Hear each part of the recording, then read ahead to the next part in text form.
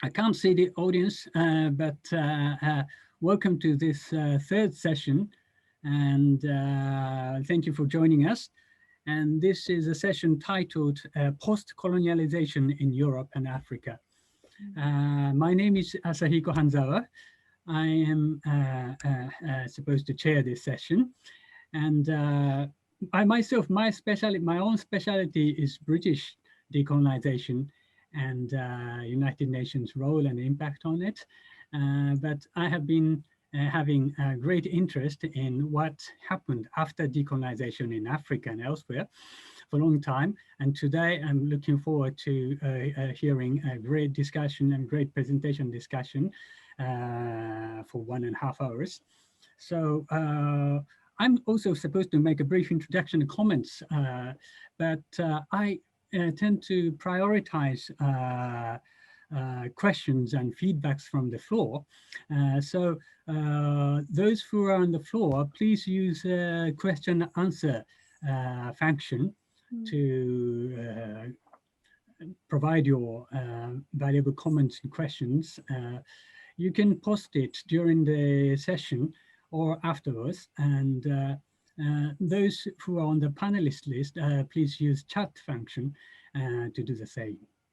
So the session is about decolonization. So obviously it's after the Second World War period. And this is really an age of great transformation. And from the scholar's viewpoint, it's intellectually quite challenging because 2 world wars and Cold War are relatively simple in terms of structure because it's a bipolar and 2 camps confronting each other, whereas decolonization is much less straightforward and intellectually challenging. So we can look forward to the discussion tonight, today's discussion, even for that reason. So without further ado, I would like to introduce the 4 speakers in turn. Firstly, I would ask 2 distinguished professors from Italy, both from University of Milan, speaking about the post-war period, especially the relations between European community and African countries. Firstly, Professor Canavero will be talking about the first half of the whole period, and the second half will be talked about by Professor Lami. And then we have the third presenter, who is Professor Kuroda from Senshu University, Japan. And he is quite knowledgeable about decolonization and its aftermath of Francophone Africa in relation to European integration. And also, as far as I know, he is extending his research area to EC-ASEAN relations, thereby making some connections to the last speaker, Professor Miyamoto. So Professor Miyamoto will be speaking, well, he is from Gakuin University in Tokyo, and he is actually one of the foremost specialists of North Korean affairs in Japan. And he is going to tell us a surprising story of North Korea intervening into conflicts in so many parts of the world, in Asia and Africa as well. This is a surprising story. And he will also probably make connection with other presentations by putting forward North Korean perception of the Third World. The Third World is a bloc, but it's not a monolithic camp, and it's much more difficult to grasp. So without further ado, I would like to ask you if you're ready, Professor Canavero, to kick off with your presentation, if you would. Okay, thank you very much. Alfredo Canavero, as you said, from the University of Milan, and I'll try to give a picture of the first part of the relations between European community and African territories. And now I can speak from the beginning of this story until the Yaoundé Treaty, and beg your pardon. The question, the first question is how the process of European integration is linked to decolonization, and what influence had the events of the decolonization on European integration. We can start from the desire for independence of colonial territories that had intensified during the Second World War and led to the colonial powers, especially Britain and France, to seek new ways to keep their empires. Professor Canavero, would you be able to share your pictures, your PowerPoint, if you could? You can take time there, please. If please difficult, click, probably green Professor Haba will be able to. Yes, but perhaps you did just lead last time, so you can click the green button. You don't see the slides? Not yet. Not yet. Now I try again. Oh yeah, yes. Okay, it is working. Okay. It's coming. Mm-hmm. Now.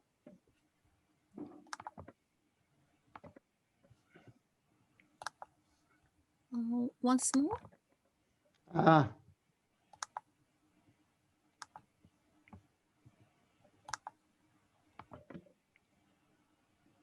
Now? Yes. Yes. Very beautiful. Okay. Thank you very much. As I said, the question is how the process of European integration is linked to decolonization. And the fundamental question is that many things had to be changed, that France and Great Britain thought, for the substance of colonial rules remain unchanged. And so they try to think about new approach. And the new approach was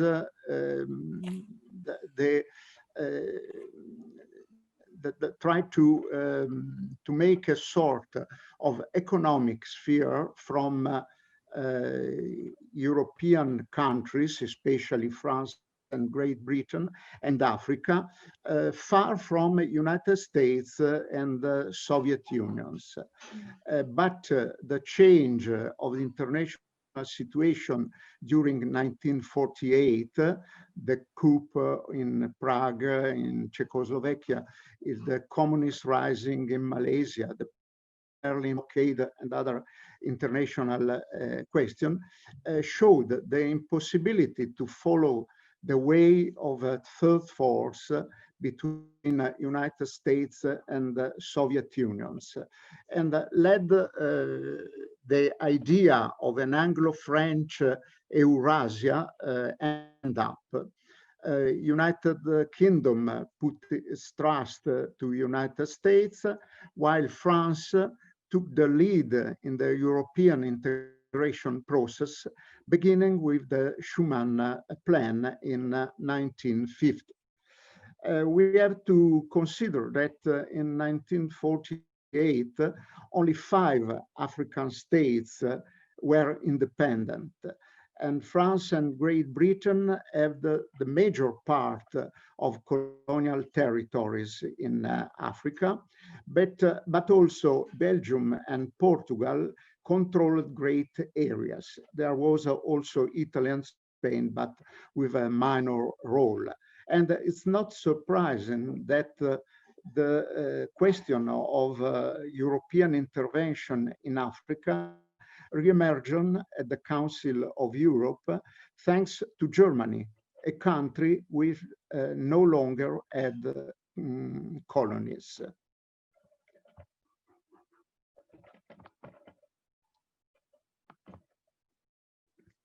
As in the Assembly of the Council of Europe was approved a recommendation for economic relations with Africa.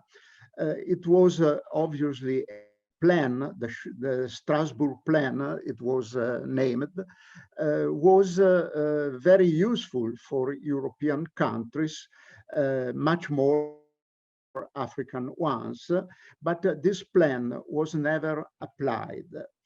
But after the fall of the European Community of Defense and the Suez Crisis, France relaunched the European integration plan, and France had the problem of conciliating its European interest with maintenance of the Union Française, the political framework created in 1946 to replace the old French Empire.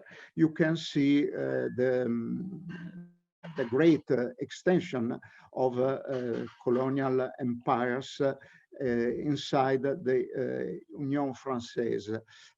We can consider that Algeria was not here because it was considered a part, a metropolitan part of France. During the meeting to prepare the Rome Treaty, France insisted to have an article about an intensified cooperation with Africa. And the Treaty of Rome, founding, as you know, the European Economic Community, created a special relationship between Europe of the six and Africa, involving privileged and prioritized markets. It was only an article in the treaty, but it was very important. This position, on the contrary, was criticized by African territories.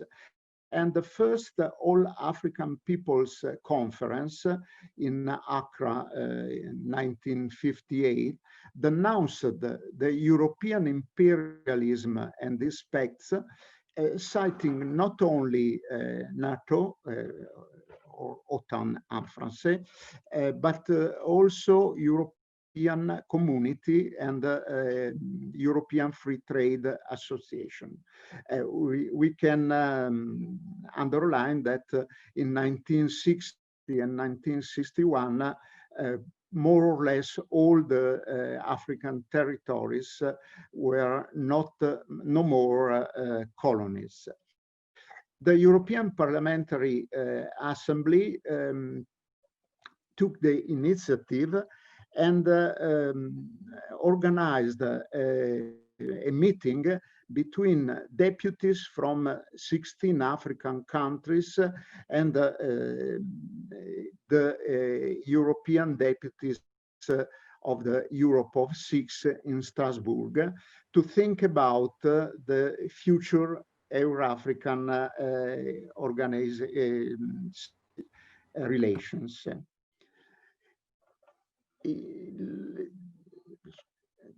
Beg your pardon. It was not an easy task to find a solution good for Europe of the six and for the African states of new independence. After 5 intergovernmental conferences was found a compromise and to lower and then eliminate custom duties on tropical products of African associated states. Within a period of 4 years, interstate duties between European community and African associated states should be abolished. A convention were organized and led to establishment of a free trade area between the contracting partners. And this was the Yaoundé Convention in 1963 between 18 African and Malgache countries, former European colonies, and European community. This was the point of depart of major relations between European community and Africa. We can see in white the states associated to European communities. No doubt that European interests were very well guaranteed, but the new agreement, the Yaoundé Convention, had some interesting innovations. It was not a unilateral act as the Strasbourg Plan, but a real treaty based on international law. The link was mainly economic, but there was also significant political component and institutional framework with bodies with real powers. With this convention, the European community was turning a relationship of colonial dependency into a model of cooperation for development states, which, while not flawless, would contribute to the improvement of the living conditions of African population. Thank you very much. Thank you very much indeed for a very lucid and concise, clear-cut presentation. On the basis of this foundation, the things developed even more after the time of Yaoundé Treaty to Lomé, to a lot of Lomé agreements. This is Giulia Lami's task, yes. to speak about Lomé conventions. Yes, I beg your pardon. Then please start your presentation, Professor Lami. Thank you. Thank you, and good morning to all, or good afternoon. I am Giulia Lami from the State University of Milan, and I start my speech from the signature of Yaoundé Treaty. I share the screen now.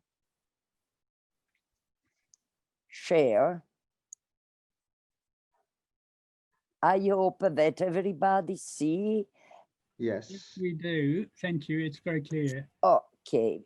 So the first moment, French leadership and British concerns. The Yaoundé Agreement achieved in the summer of 1963 found several detractors even before its official launch. The almost absolute prevalence of Francophone states was the first of major contrasts and the source of new disagreements between Paris and Bonn. The imbalance between French Republic and the other European community members in relations with the new African geopolitical context started to change since 1965. Indeed, right then, the European Commission started and carried on difficult negotiations with Federal Republic of Nigeria, which would have led to the signature of the first cooperation agreement with the former British colony. 1 year later, the French Republic opposed these politics among the Council of European Community. We can explain the failure of the whole path, which prevented the entry into force of the agreement of Lagos. In the middle of the decade, the six experienced a phase of internal renovation, and the African continent gave the impression to disclose a future of civil progress and economic prosperity.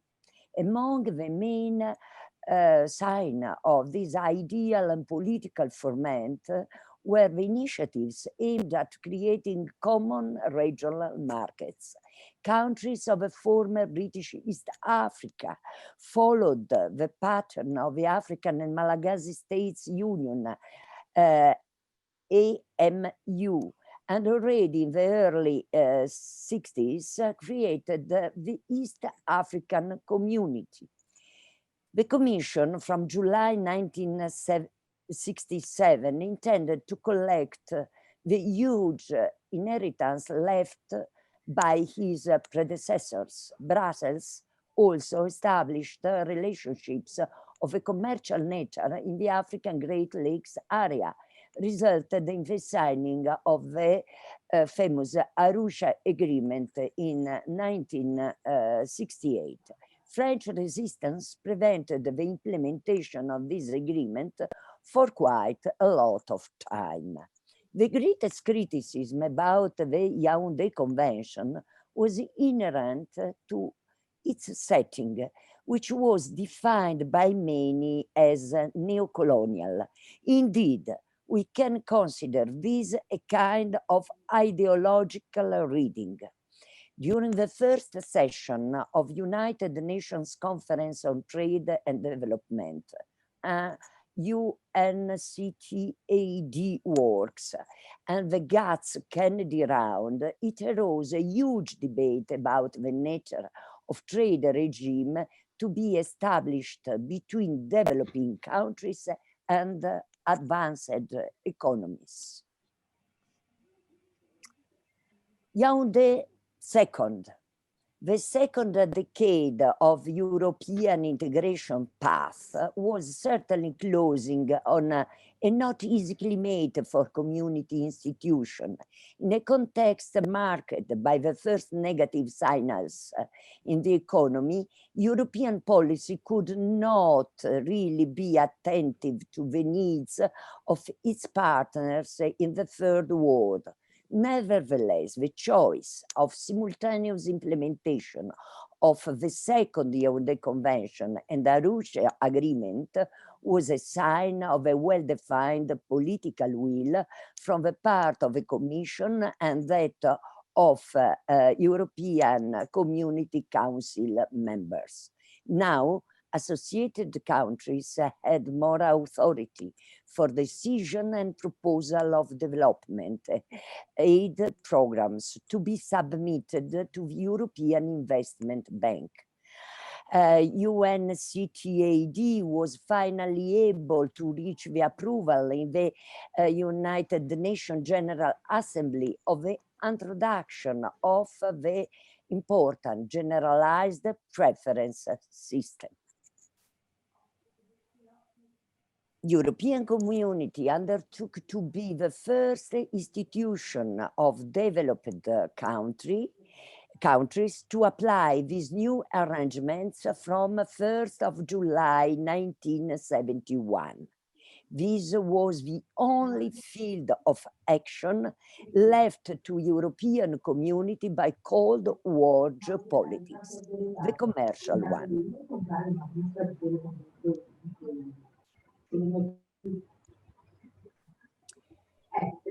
The revolution of first Lomé Convention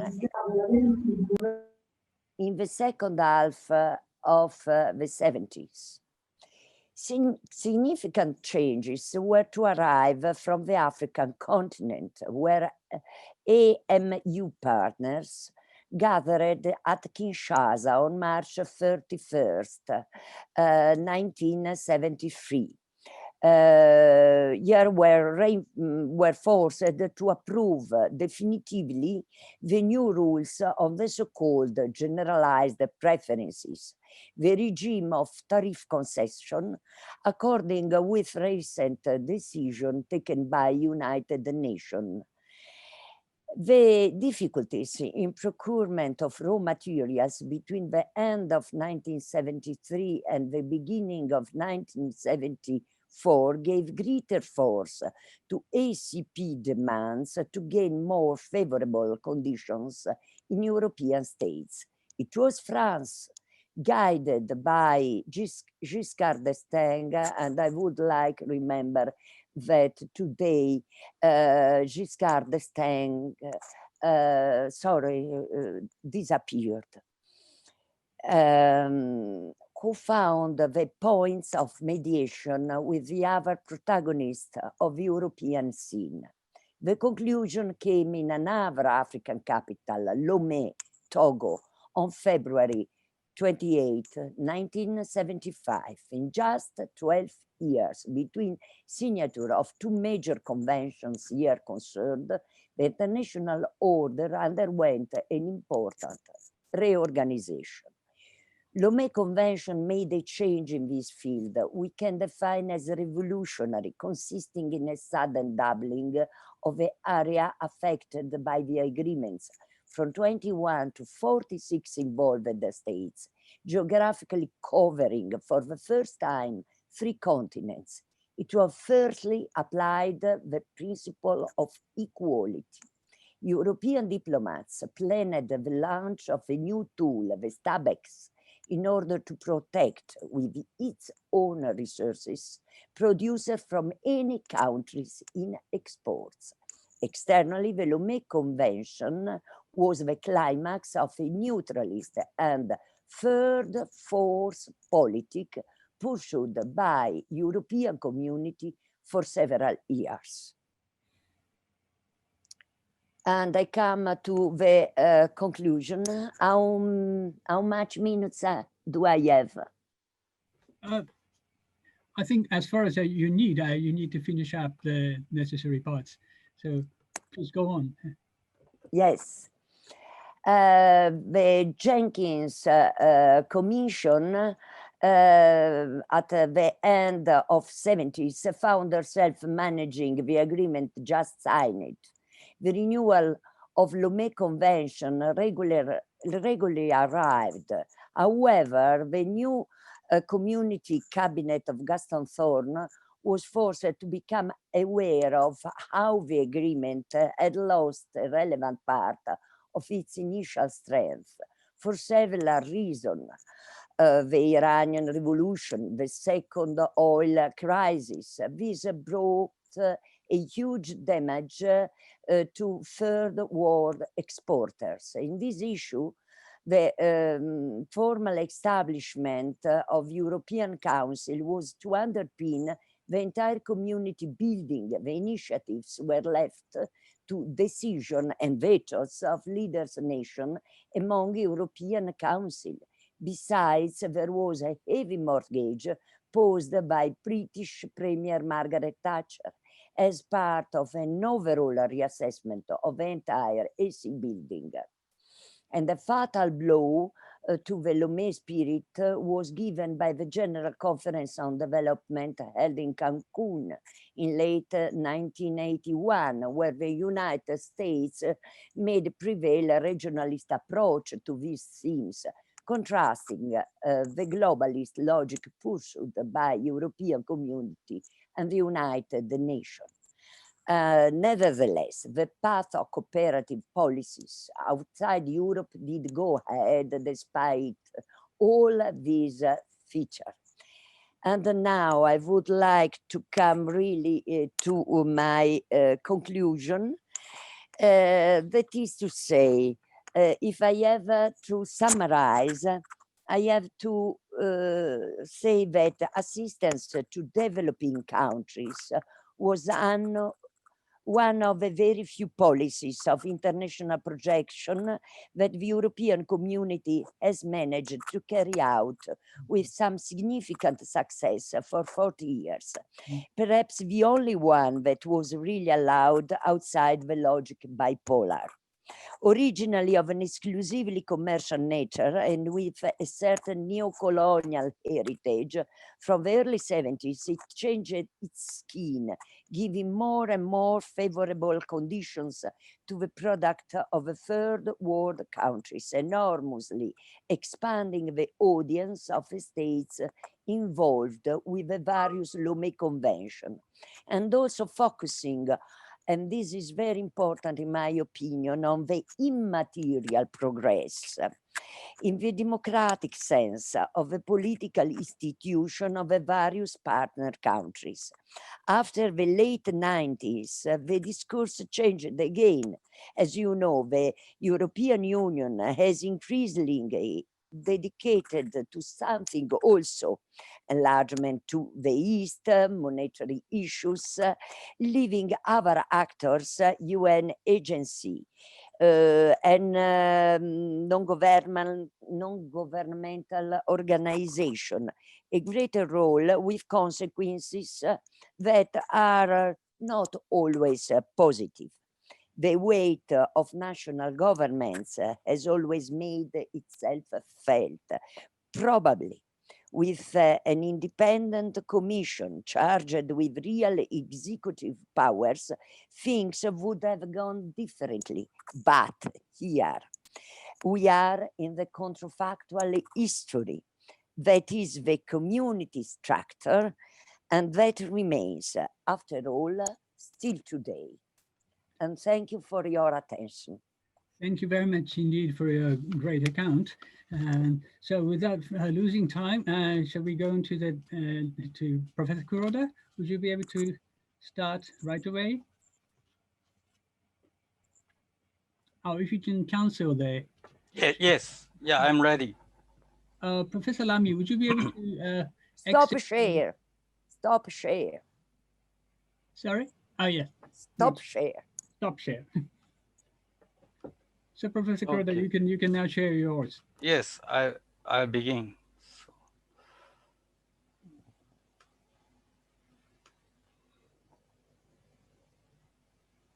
So is it okay? Yes. Yes. Thank you very much. My name is Tomoya Kuroda from Senshu University, and today I'm greatly honored to make a presentation here in the international conference. So thank you very much.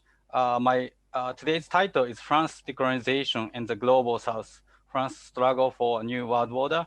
I'm a historian, so my argument is not in general based on my historical archives. So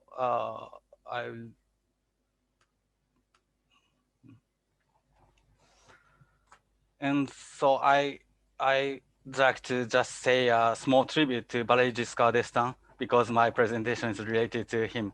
So just begin by introduction. The world order, if we think about the world order, no, in general, we are thinking about the liberal international order, which is proposed by John I. Campbell. So it is probably normal to think that U.S. As a hegemon is a central piece. But in my presentation, I focus on the France. Why France? Because even France as a middle power, puissance moyenne in French, can contribute to the new world order. That's my assumption.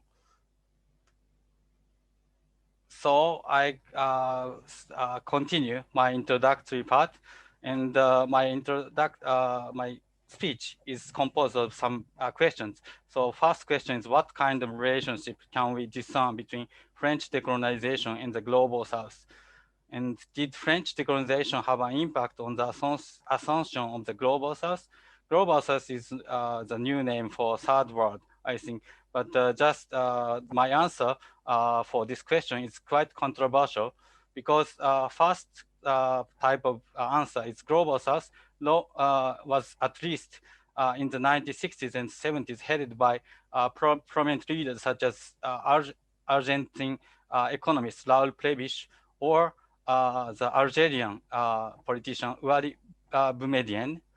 But on the other hand, second part, some recent studies have argued that Vatican influence, this is, I think, made by Professor Saho Matsumoto or other scholars, and even the making of G77 from the outset of UNCTAD is influenced by Vatican.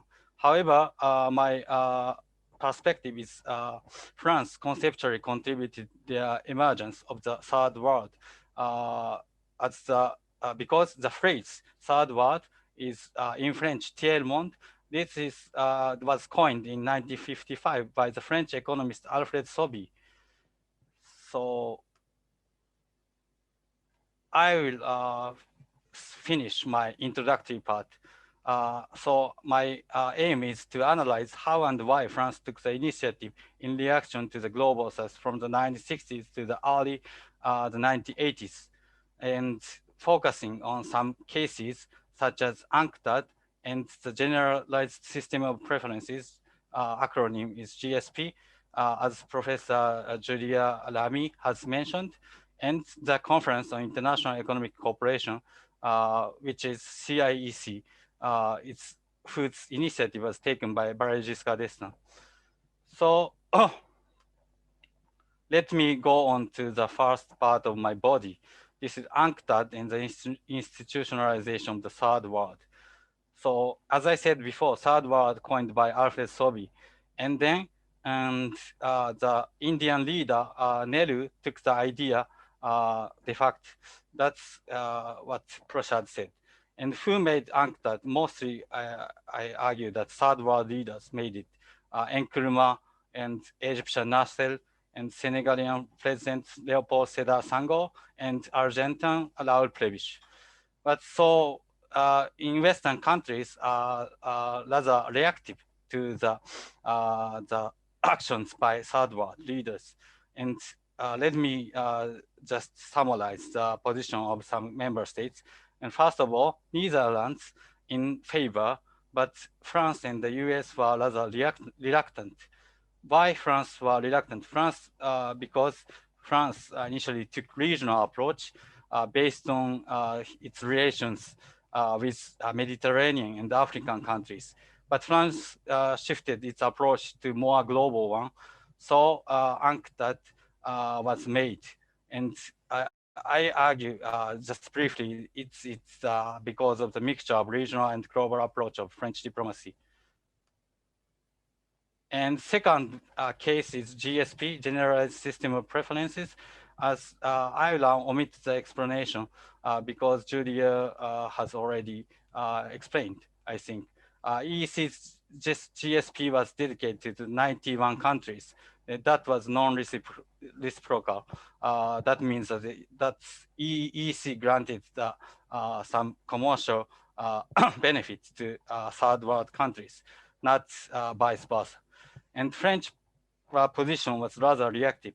Initiatives was considered to be taken G77 as a formal initiator, and so community was reactive.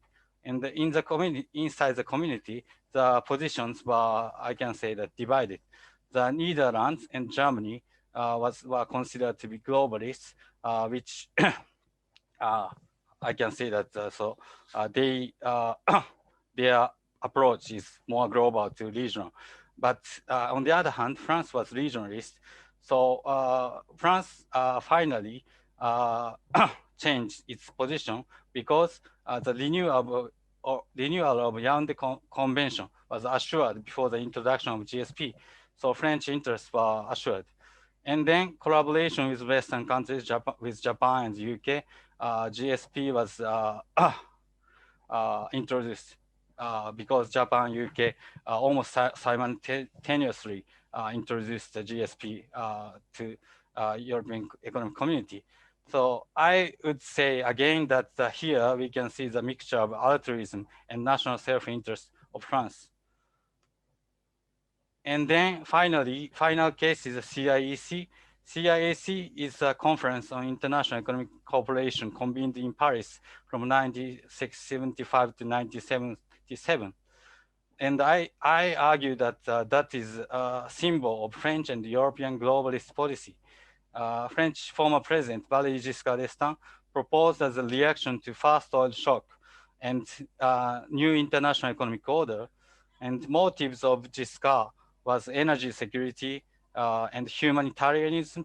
And third is the pressure from ACP, African, Caribbean, and Pacific countries. So I see that the mixture of altruism, such as humanitarianism, and national interests, such as energy security, and easing the pressure from ACP. So let me summarize just the French position with some Asian countries.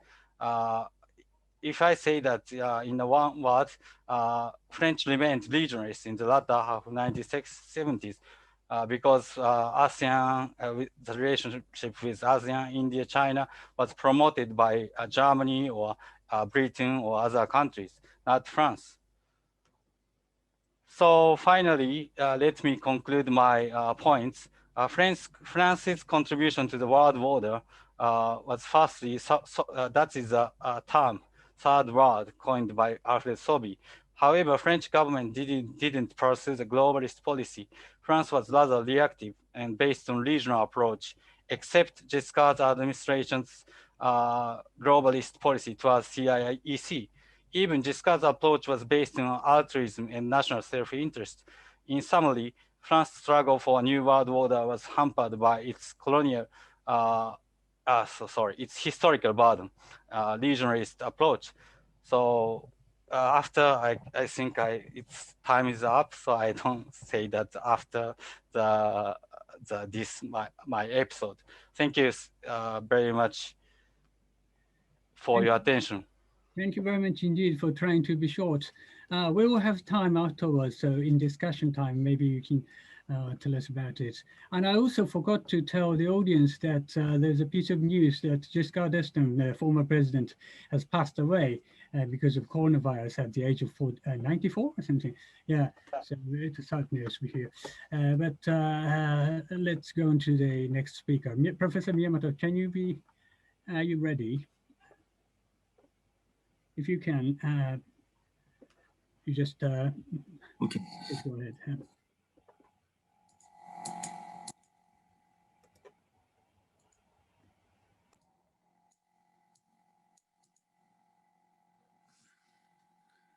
Okay, good morning. It's the North Korean early morning. Just kidding. Now I am in Japan, but so today I want to introduce the North Korean war in Africa and Asia. So I am Satoru Miyamoto, the specialist for North Korean politics and international relations.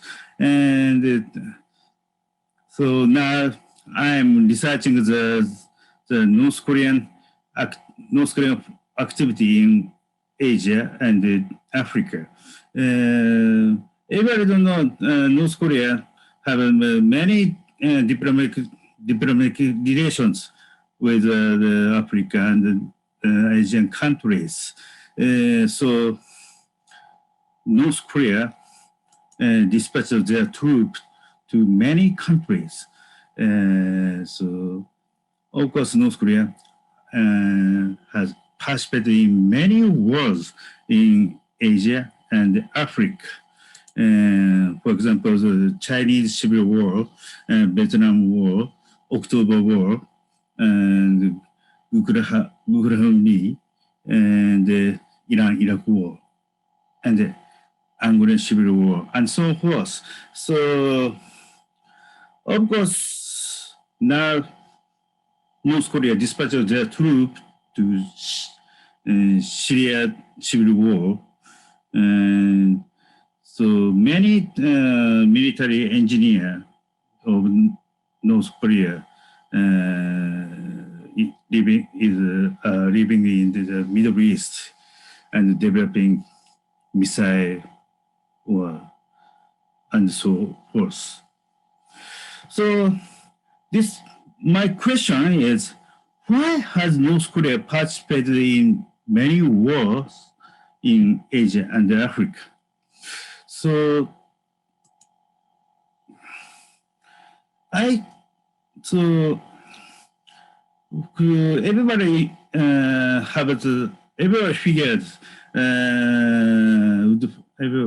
would figure that North Korea is a communism country. It's true, but North Korea has another face. So the member of the third world. So because of course, the first time when North Korea was founded in 1948, North Korea had different relations with only communist countries. And in 1952, however, North Korea began to have a lot of different relations with third world countries since 1960s, when Sino-Soviet split was begun. So the Sino-Soviet split and the Sino-American rapprochement changed the North Korean foreign policy from communist bloc diplomacy to third world diplomacy. So North Korea's participation in wars would have two objectives. One is the exporting revolution as a member of the communist bloc, and another is anti-imperialism as a member of third world. Anti-imperialism, in other words, liberation of colonized countries. So Africa is the important target for North Korea. First, I want to introduce the words for communist bloc of North Korea. By the end of the 1960s, North Korea's foreign activities were, in most every case, exporting revolution, communism revolution as a communist countries. I introduced two wars. First is the Chinese Civil Wars. Since 1945 to 50s. North Korea assisted the Chinese Communist Party against the Chinese national parties by sending weapons. Weapons is almost Japanese, all Japanese weapons, and this North Korean soldier during the Chinese Civil War. Around 5 years, North Korean soldier fought with Chinese nationalist parties. And next, North Korea participated in the Vietnam Wars. Since 1966 to 69. North Korea dispatched its air force to North Vietnam for fighting against the United States and South Korean force in Vietnam. But so it is said, North Korea dispatched not only air force, but also other units. But it's not clear yet. And important is that the war for third world, war for decolonization for Africa and the Middle East. North Korea had changed foreign policies from communist bloc diplomacy to third world diplomacy in 1970s because of the Sino-Soviet spirit and the Sino-American approachment. Therefore, North Korea began to participate in the war for anti-imperialism and decolonization. The decolonization of Africa and the Middle East, and as a member of the Third World after 1970s. So then North Korea participated in so many wars, but I can introduce only two wars. First is the October War. It is very famous. North Korea dispatched its air force again unit to Egypt and Syria against Israel for friendship with Egypt, which was the big power of the Middle East and the Third World. North Korea also dispatched to Iran, dispatched their troops to Iran during Iran-Iraq War. It's same objective to North Iran conflict with the Iraq because of the Iraq supported by the United States and Israel. So North Korea hoped the liberation the Iran from the imperialism, including the Western country and the United States. And the second is the Angorian Civil War. It is not clear the North Korea dispatched its troops or not. But it is said North Korea dispatched its troops Angorian Civil War for assisting MPLA. It is the present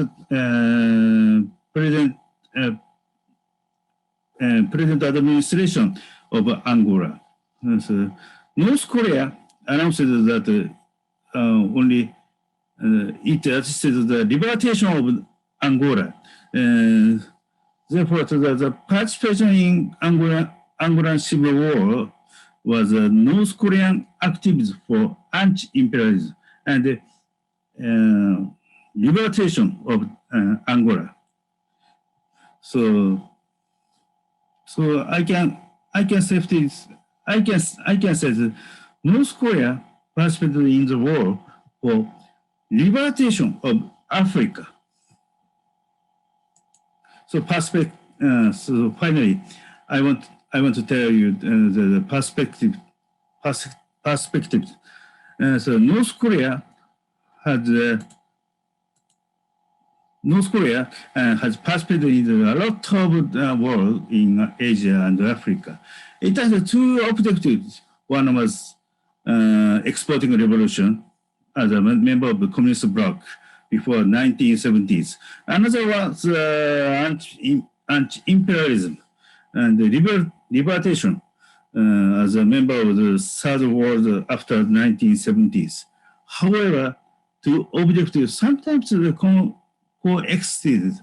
For example, Angolan Civil War, North Korea cooperated with the Soviet Union, and so North Korea would hope to export their revolutionary idea, revolutionary ideology, and they hope liberation of Angola too. North Korea is so everybody. I hope you have you have idea that North Korea is a member of the Third World. So I think it is one of the reasons why North Korea could survive its regime after the Cold War. even though the many scholars expected its regime would collapse like East European countries. However, North Korea is still alive because North Korea is not North Korea is not an isolated country, but a member of the third world. North Korea have many friends in Africa and Asia. So therefore, North Korea, as a member of third world, will keep on struggling against the United States and Western Europe for anti-imperialism. So now North Korea developing their missiles and nuclear weapons because they have to struggle and fight against the U.S., the United States, and Western Europe imperialism. Thank you. Wow, thank you very much for such an unusual story to hear, but it looks like very important. It is an unusual story, but the North Korean regime does have a lot of diplomatic relations with so many countries in the world, and they're not isolated, which is contrary to the image of North Korea propagated by the media. Anyway, the fact that North Korea is able to identify themselves as a member of Third World, that indicates the sort of the existence of the Third World as a bloc is still felt real. And well, it should have a lot of problems, but fortunately, because all the speakers faithfully, very kindly kept to their time limit, we have 30 minutes for discussion. So we can go on with a discussion with the panelists, but first of all, I would like to welcome lots of questions from the floor. So far, I haven't seen any, so there's room. And so please do not hesitate to come forward with your comments and questions. While waiting for questions from the floor, maybe we can spend the time for a bit more discussion. Maybe I can raise a very basic question. Actually, from a very novice, non-specialist viewpoint. I was very impressed by the first presentation, seeming to have rather a positive evaluation of the relations between European community and African countries, newly independent countries. Whereas Professor Kuroda's description of the similar process is more restrained and is probably more conservative, or I don't know, different. And I'm curious why, in what respect this kind of difference appears. So if you can answer, well, in my, from novice point of view, these the arrangements, diplomatic negotiations and trade, economic arrangements between European community and African countries were there, and they are important. But very broadly speaking, as an Asian observer, looking at the situation of Africa and comparing with the situation of ASEAN and East or Southeast Asian situation, there's a very strong contrast. Obviously, in the case of East Asia, there was economic boom, and the countries, actually the newly independent countries like Malaysia, Indonesia, all these countries did develop to a great extent.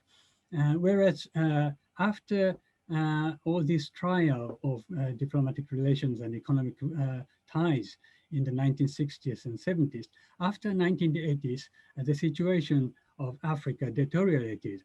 This is as a matter of fact. And the industry didn't become more sophisticated. The industrial sophistication didn't occur very much. It's a very broad observation, and I'm sure there are plenty of reasons for that. But if the speakers can elaborate your opinion about these contrasts, I'd be very welcome. I would be very pleased, very grateful.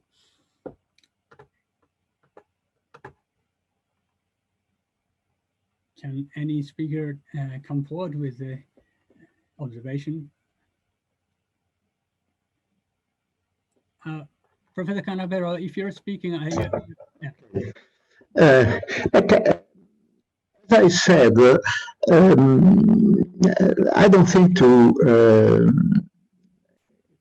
have done, to have given a positive impression, because I think that first of all, we have to consider that until 1956 or 58, 56, Suez, according to me, was an important turning point. France and Great Britain thought again as they were great powers.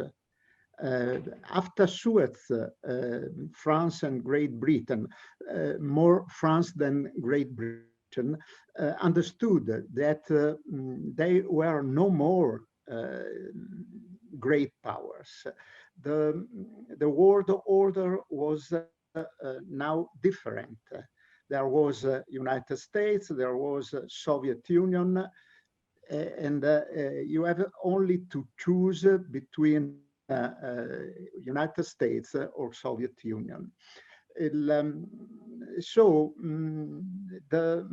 this had a consequence also for the approach towards African territories. France understood better than Great Britain that times were changed. And yes, of course, France thought about African territories as something to links with the metropolitan territory. They understood completely after de Gaulle and after the end of the France rule on Algeria. This is another turning point, as I said, between 1956 and 1958. Then things changed, and the approach towards African territories was different. Of course, European countries tried to maintain their perspective. Africa was an underdeveloped territory, and we have to have some advantage in the relations between Africa, with Africa.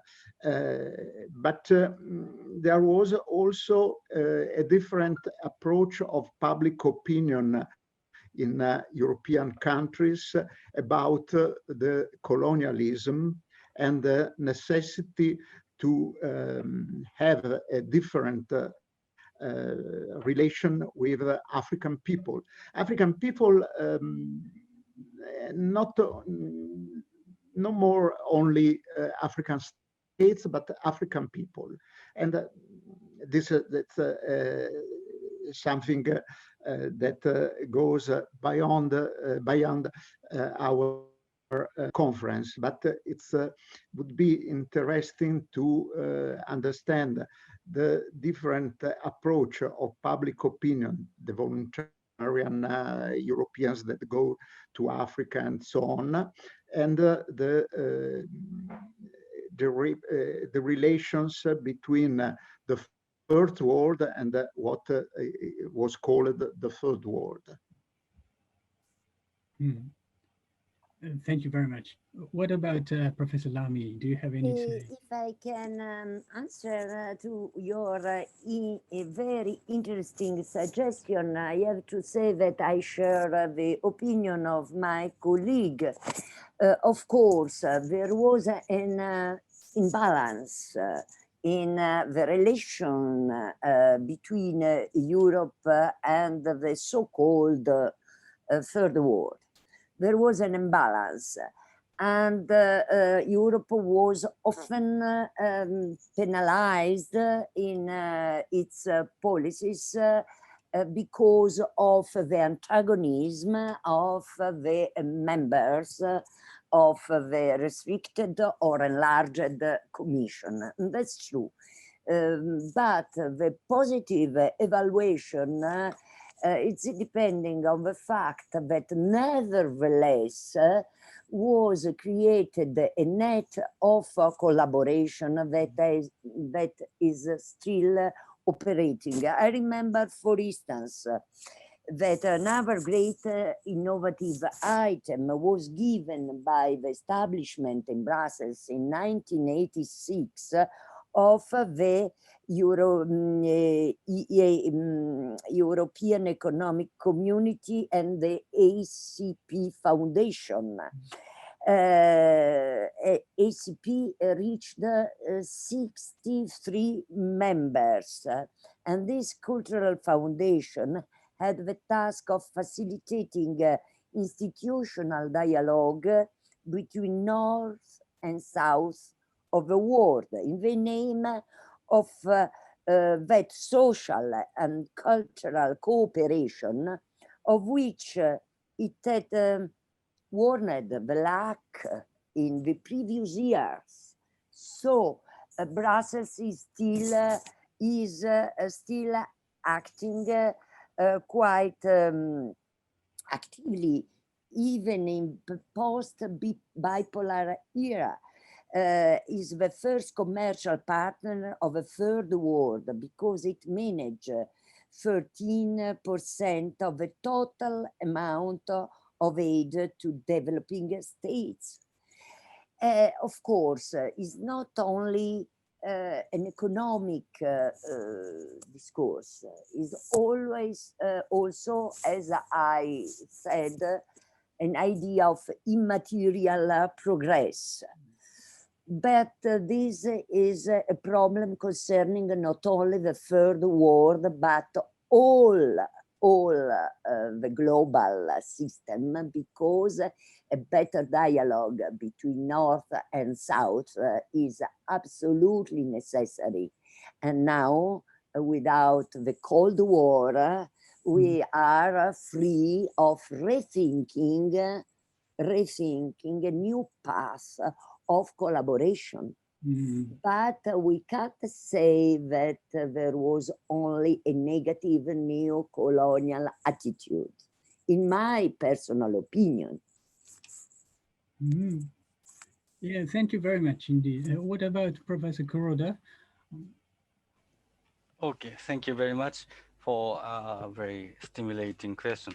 I have to just how to say precise my understanding. I don't take a view that France is neo-colonialist or something like this, but I'd rather say that French diplomacy is slightly different from European diplomacy and EEC policy, and the EEC policy is getting more and more globalized and more and more equal relationship, all despite some difference in inequality, but it's get more and more progressed.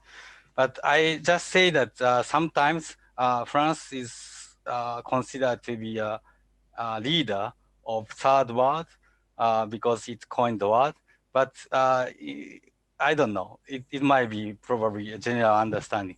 But I want to say that France may can be sometimes how to say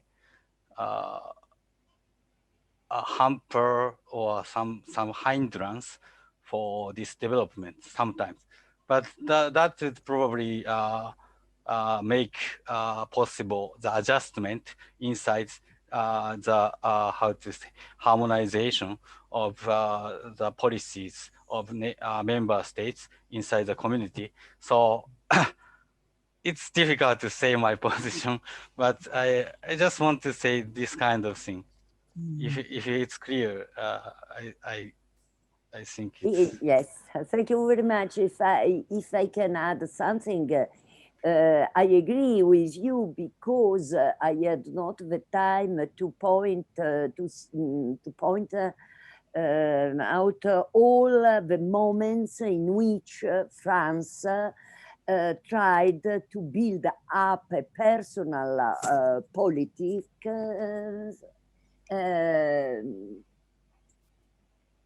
with a very difficult dialogue with the rest of European countries. And also Professor Canavero remembered the role of Germany, because Germany, having not colonies, was far less interested and so could mediate.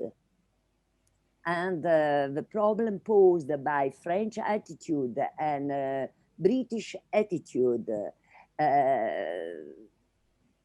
were of great moment in a certain period of European Commission wars.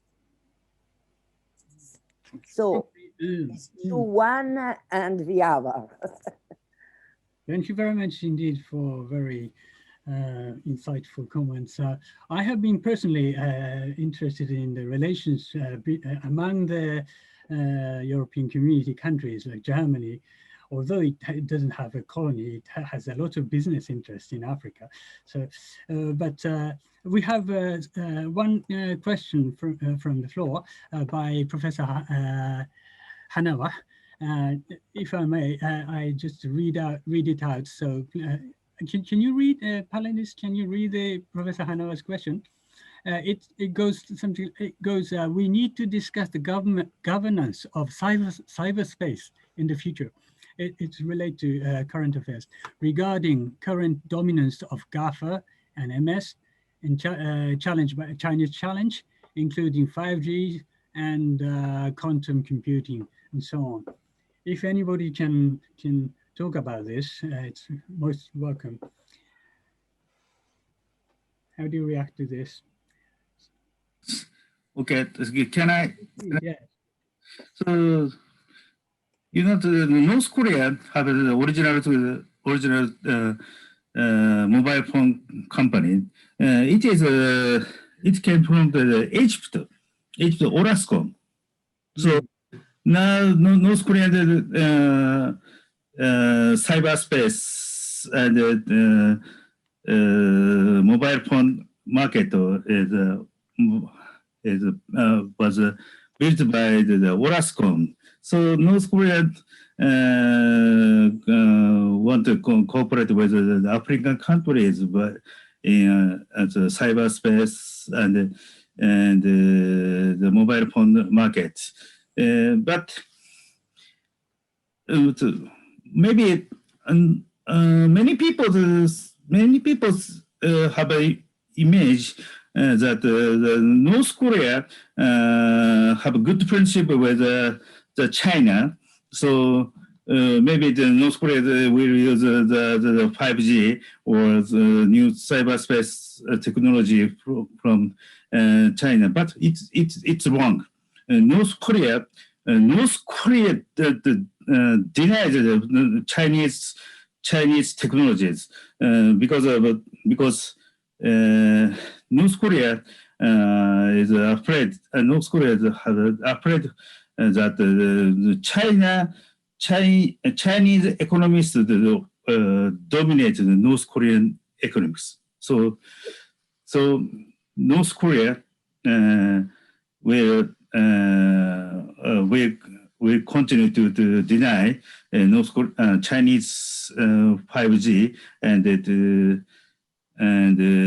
cyberspace technology. And North Korea built the new cyber military unit.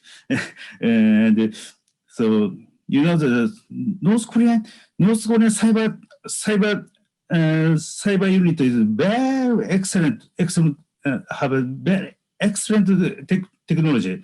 You know, the North Korea began to do the cyber terrorism from the Spain 20 years ago. They attacked the United States and Western Europe, the bank system and so cyberspace terrorism too. So North Korea will move to Africa. North Korean cyber unit will move to Africa, and they will attack the Western Europe from the African countries by their cyber technology.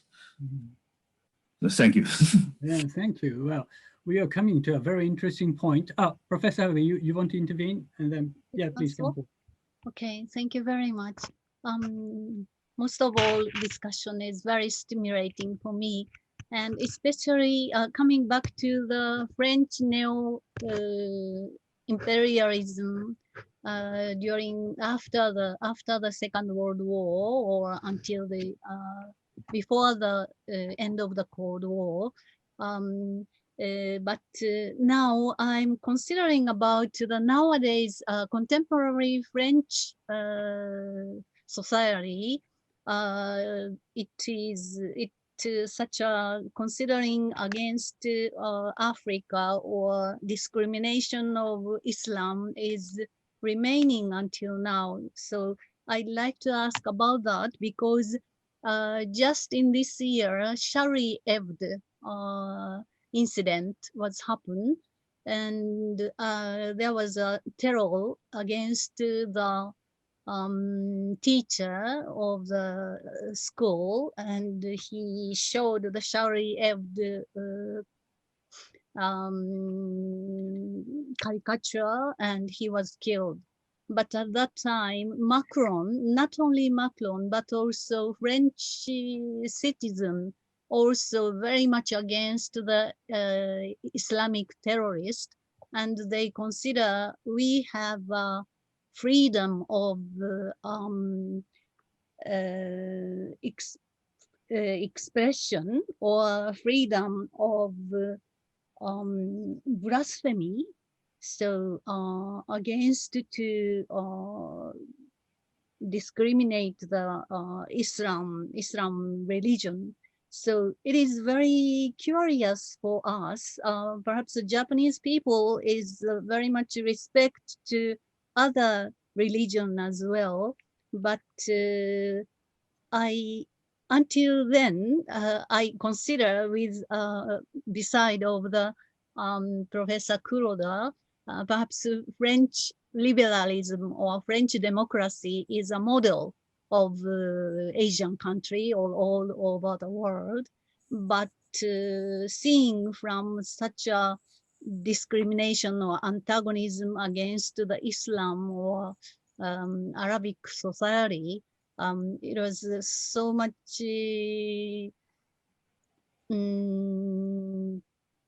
afraid about that. So that's why I'd like to ask to Professor Lami or Professor Canavero, how do you think about such a French behavior against Islamic countries or Islamic religion? Thank you very much. If I can just give an element, I think that when we speak about France, we have the to consider the Enlightenment tradition and the consequences of the French Revolution. That is to say, the laïcism was always a pillar of French statehood. And the problem appeared during the 19th century. Professor Lami, we can't hear you. Probably the microphone is in trouble. Can you speak? Oh, unfortunately, we don't hear anything. Maybe you switched off unconsciously. Oh, your voice is not audible, unfortunately. Maybe you can try later. Can I turn to Professor Canavero? Yeah, unfortunately, please try later again. Professor Canavero, can you come forward then? Yes, but I think that we can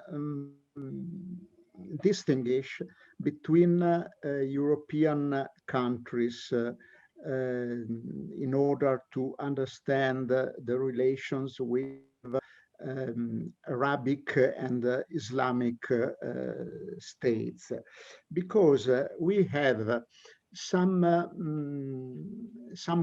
countries, Great Britain and France again, that had strictest relations in the period between the First and the Second World War, when they have the League of Nations mandate on Arabic territories. And I think that this is also the reason why the Islamic terrorists have a particular hate towards France and Great Britain. This is an historical memory of the period in which when France and Great Britain had a rule on Arabic region. For instance, for us in Italy, it's completely different, because we didn't have relations. The exception was the relation with Libya, but it was a completely different question. I think we have to. It's okay. We have to distinguish.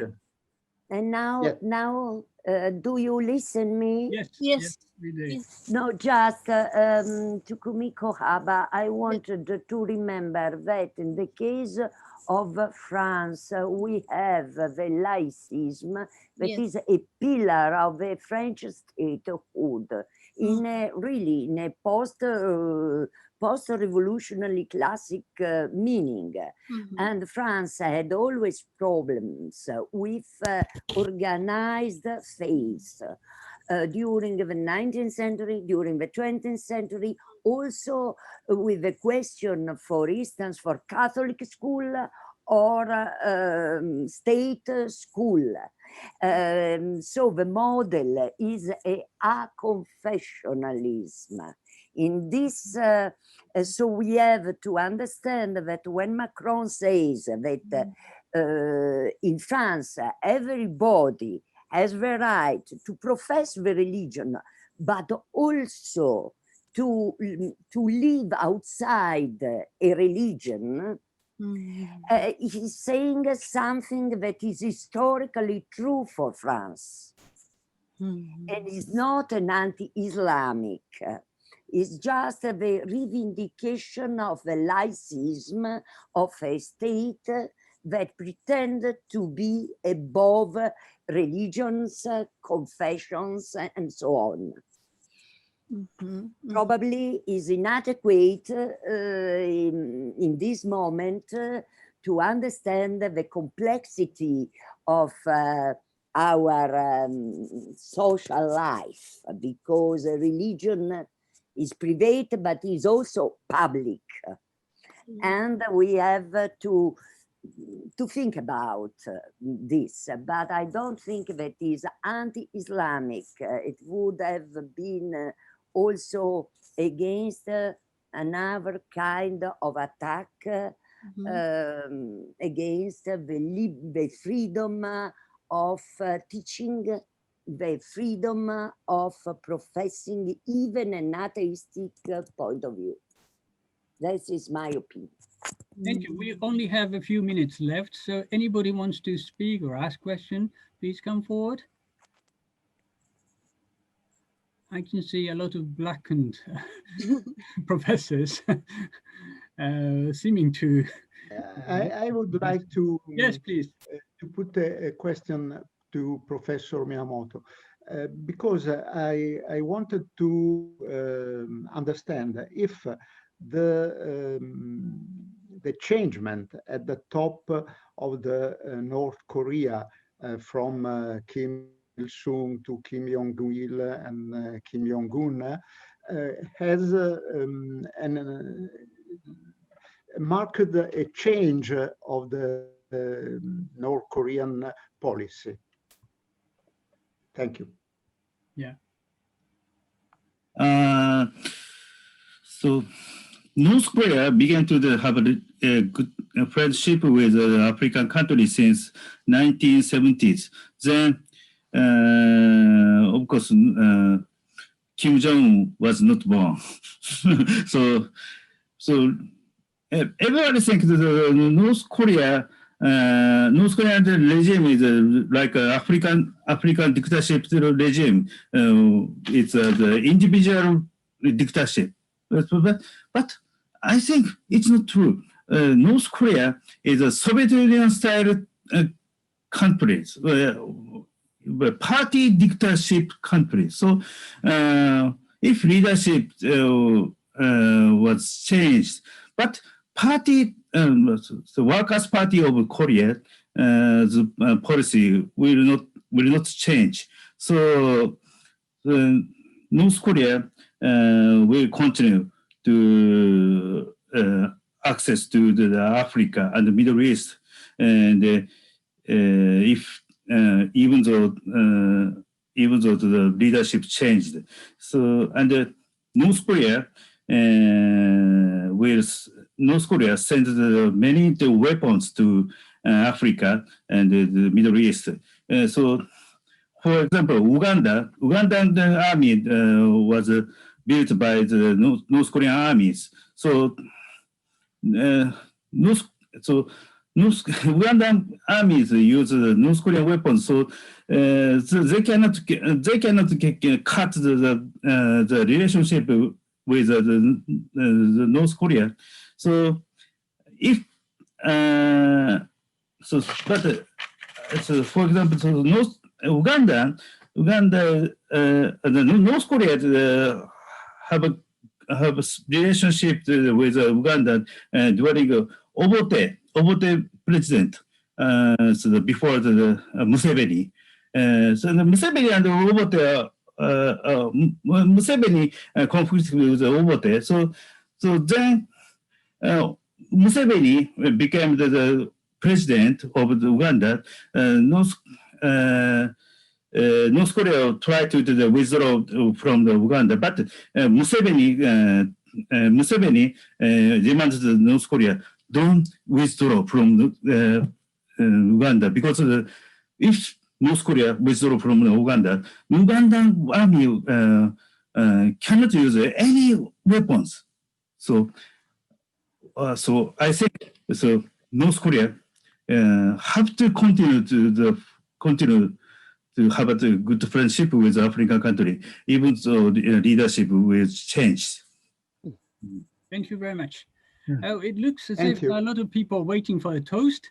So it's just 1 minute to go. So I think we can wind up for this very interesting session. The theme is so broad, so it's the discussion should be continuous.